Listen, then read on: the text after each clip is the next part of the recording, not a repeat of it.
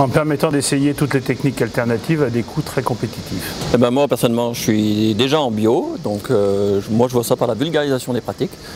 Parce qu'au quotidien, on montre sur notre ferme que le bio marche et que les phytos ne sont pas indispensables.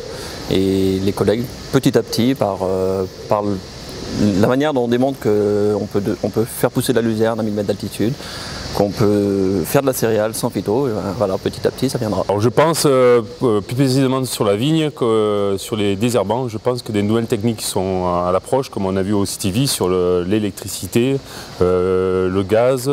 Donc j'espère que ces nouvelles techniques vont arriver rapidement parce qu'au bout de 3 ans, logiquement, les glyphosates ne seront plus admissibles dans les vignes. La CUMA, elle peut aider à limiter l'utilisation des phytos en achetant ensemble un panel de différents matériels de travail du sol pour faire du désherbage mécanique et donc en mutualisant le risque à ce niveau-là, en testant de nouvelles techniques et en mutualisant le risque entre les différents adhérents. Nous, on a choisi d'opter pour des achats de porteurs et de matériel pour faire un peu plus de travail du sol.